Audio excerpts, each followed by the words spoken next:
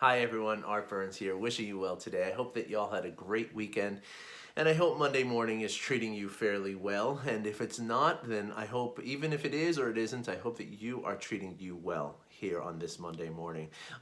Remembering that kindness and compassion for ourselves is one of the greatest things we can do in terms of our own, productivity and our ability to get the things done that we want to get done. And remembering as we wish ourselves this kindness and this compassion, remembering that everyone has a hard time sometimes on Monday, and also just bringing awareness to the difficulty that you're having. Doing these three things again, one of the greatest tools that we have to get through the difficult times, and do so in a way that is still productive and still balanced, and not allowing this sort of difficulty to kind of become bigger than it really should be. So I hope that's working out for you today. And I wanted to talk today, once again, last night I did my How to Tame Stress and Eliminate Reactivity in Less Than 8 Weeks webinar. And, every week the groups that I get in this webinar are just so amazing. And I want to thank all of you who were there last night. And I want to tell you that it just really touched my heart to work with you last night, and some of the questions and the question and answers, and some of the responses that I got when I do the guided meditation in the middle of this presentation. It was just like gold, and it was really beautiful. And I wanted to just let everybody know how grateful I am for your participation in this. So today I wanted to talk about practice. I want to talk about setting up a daily practice. One of the biggest challenges that people have is I talk with many people, in all kinds of different areas of life, right? I talk to people who are, married, stay at home, people who are single, people who are own businesses, people who work for businesses, people who work in, first responders. And I have clients who span the gamut of the possibilities, the whole spectrum of our occupations and the things that we do with our lives, right? And one of the most common things that I hear from people is that, it's so difficult to set up a daily meditation. Now, not everybody. There are some people who take very well to it, but a lot of people have a difficulty doing it. And one of the things that becomes very apparent to me is that when people just kind of approach it and say, everyone, when we approach meditation, right, everybody believes me how important it is, and everybody trusts that, and they want to incorporate it in their lives, right? But a lot of times, one of the things that kind of gets in the way is this approach to say that, yes, it's good for me, yes, I want to do it, and I'm just going to do it when I can. And I always let people try, and some people it works very well. Some people have this ability to, like, in the middle of the afternoon or at the end of the day, they just are able to fit it in. And I love that about people. I am not that way, and a lot of people that I talk to are not that way either. In fact, what really starts to help when people have a hard time in the first couple of weeks, and they're really having a hard time finding that time to dedicate to doing the meditation, one of the things I often ask them to try that is very successful is to do it first thing in the morning. Okay, there's a couple of reasons for this, all right? Very much a physical reason is that when we wake up, right, the way that our body wakes itself up, right, and gets ourselves to get out of bed and drive ourselves into that wakefulness, right, is a little bit of cortisol. Right? Your body is secreting a little cortisol to wake you up, right? And this goes back to the ancient survival, right? Like when the sun came up, it was time to get food, it was time to to move to wherever we had to move, it was time to look out for our safety, it was time to do all this stuff. So cortisol, the stress hormone, was the thing that aroused us and got us to make that move, right?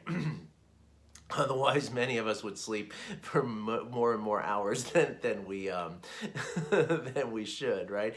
And another part of this is also the alarm clock, right? Like when you're in a dead sleep and all of a sudden there's this bah, bah, bah, that's going to scare you a little bit. It's going to get cortisol kind of rushing through your blood, right? So on a very physical level, right, meditating right after we wake up, it doesn't have to be the minute we wake up, but within the first, like, say 10 or 20 minutes of waking up, What we do is we bring those cortisol levels back down, right? We allow our body to kind of regulate and kind of find that homeostasis balance, right? Which is a very positive thing. And then the problem with the cortisol first thing in the morning is that a lot of times if you jump from that and then you pick up your phone and you start looking at emails and texts, and let's face it, most of the time that stuff is not very good news, right? And I often tell people, like, either there's going to be a message that you don't want to see, or there's going to be a message that there isn't a message that you did want to see, right? But in either case,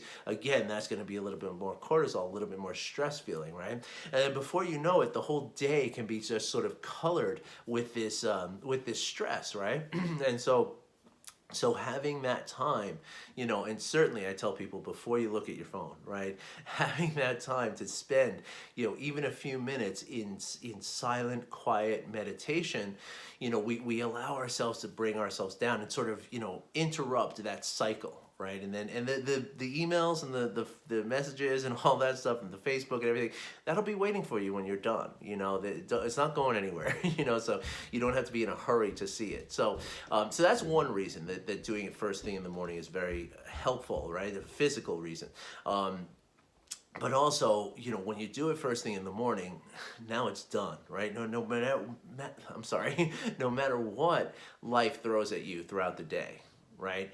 Your meditation is behind you. Now, that doesn't mean that you can't do another meditation. And oftentimes that's what happens is people get into this habit of doing it every morning, and then they realize that at the end of the day or in the middle of the day, it's really helpful to do a couple of minutes as well. And that's wonderful. But of course, in the beginning, we want to really kind of focus on just doing a little bit, right? Just take it slow. Walk before you run, right? Even crawl before you walk before you run, that kind of idea, right? So if you spend, say, 2-3 minutes, first thing in the morning. Last week I talked about, doing it with a glass of water first thing in the morning. Like really, as soon as you wake up, and get out of bed, spend 2 minutes with a glass of water. That's not quite a formal meditation, but it works, right?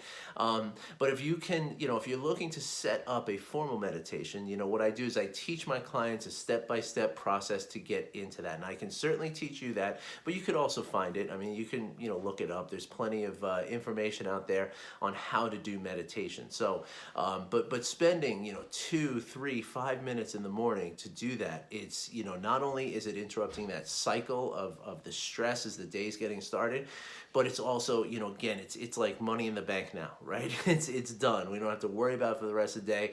No matter what comes up, no matter how many different places we get pulled into, our meditation was done and we got that in, right? And to that point, something I talked about last week with that glass of water every morning is that it becomes this, what we call a keystone habit, right? If you can get into doing this every single morning, right? What happens is, after a couple of weeks, this starts to form a habit, right? And again, they call it a keystone habit because now that you have that habit, you're going to find other habits that are also beneficial to you. You're going to find them much easier to adopt. They're going to come to you much more naturally, much more sort of easily, right? So that's another benefit to doing it, at least at the same time every day. But again, first thing in the morning, very, very beneficial. And so why do we do it daily, right? And this is an important question, right? Again, it speaks to the habit, right? But it also, a lot of times people think of meditation as sort of a, to get your zen on or to, kind of, relax and feel calm. And while these are all definite effects of meditation and positive ones and very beneficial ones, right? It's not really the primary goal, right? The primary goal is to build a skill, right? You're building a skill of sort of, you can kind of think of it as a muscle building of the mind, right? As you're sitting in meditation, one of the, again, the idea of meditation is not to turn off the thoughts, is not to, kind of, quiet the mind so much. I mean, it is sort of resting the mind, but it's resting the mind on something, right? Which is the way that I teach it in the beginning is on the breath, right? And when we train ourselves, every time we're focusing our mind on our breath and our mind wanders off, right? You're sitting there for, 10 seconds, 20 seconds, focusing on your breath. Everything's going great. And then you think, oh gosh, do I have any eggs in the refrigerator? Or do I have, what's my first meeting of the day? Or did I send that email last night? And your mind is going to start wandering off like that, right? So the idea then is that when you find that your mind has wandered, right, here's the exercise, right? You're just simply going to bring your attention back, right, to your breathing, right? And every time you do that, it is exactly the same thing as going to a gym and lifting a weight, right? If I lift 10 pounds, 20 times like this muscle is going to get bigger and stronger, right? The same thing happens. If your mind wanders 20 times and you bring it back, each one of those times your muscle of your mind is going to get a little bit stronger. And there's a physical part of your brain that actually gets physically stronger. It's called the insulin. It's the part of your brain that is responsible for knowing where your attention is directed at any given time. So what this means then is that as we build this skill, right? And when we're in a meeting and we have a tendency to, our mind might start to wander during a meeting that's droning on and on and on. Well, now you're going to have much easier time focusing yourself, right? Whether it's in a meeting, whether it's while you're actively listening to your kids, or it's, wherever you are, whatever you're doing, you're going to have this skill now of being able to focus your mind, right? Focus your attention, right?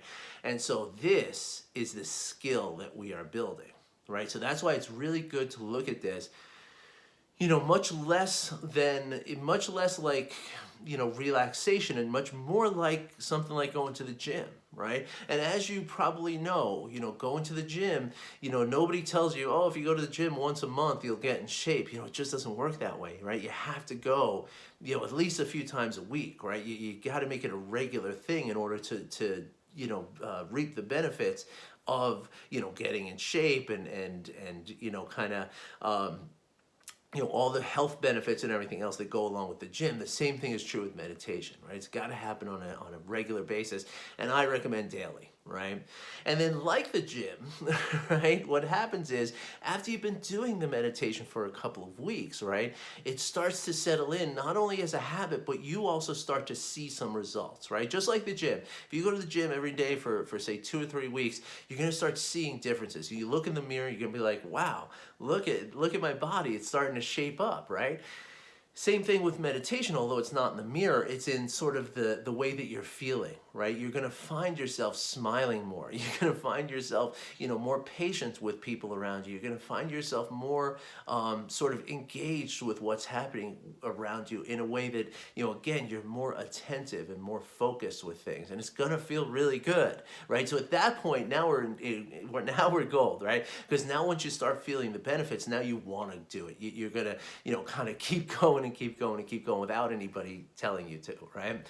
So following with the gym analogy, right?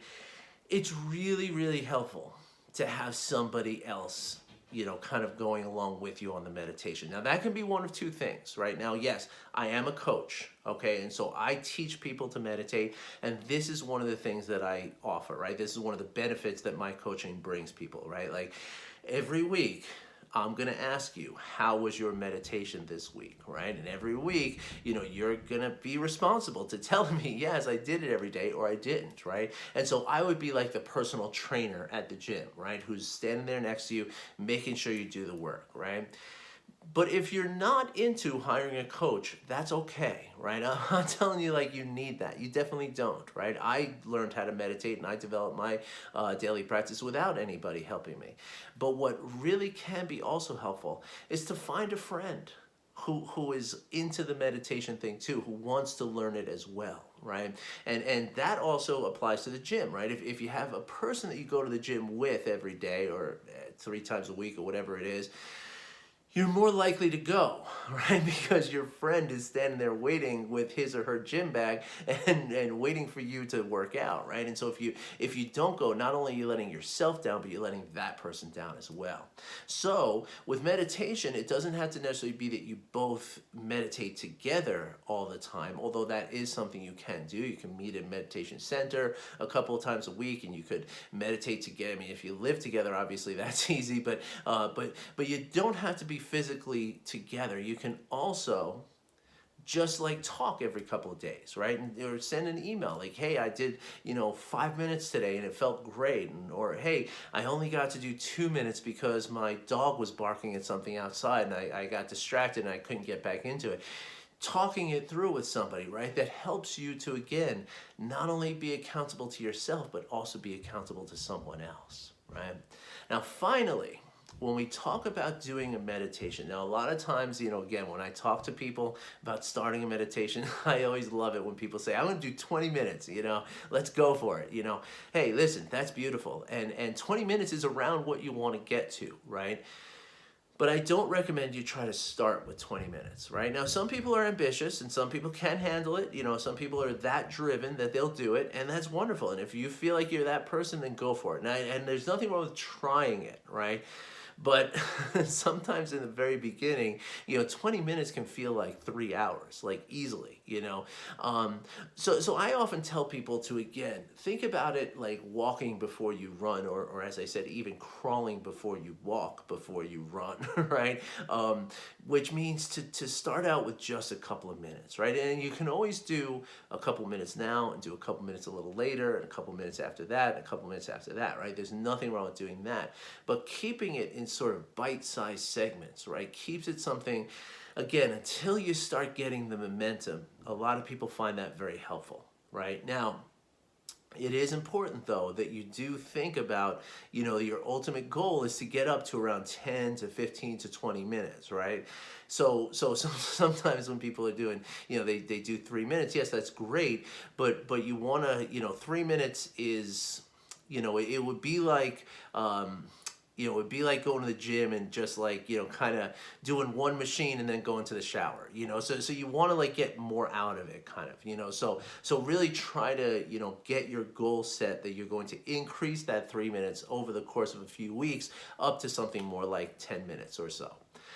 However, okay, I want to make sure that you understand this, okay, and this is a really important point here, is that meditation, the intention to meditate is really the most important thing, right? So to that point, right, I know that I say you want to kind of think of your goal to increase to 10 minutes or so.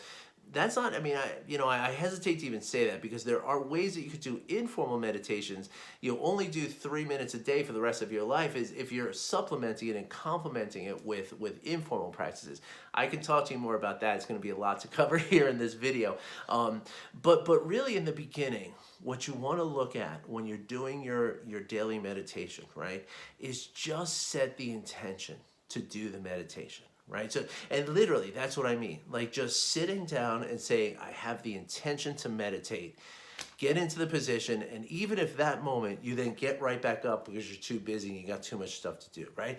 Even if you do that every morning, okay, eventually that's going to grow, just like a little seed grows into a big tree, right?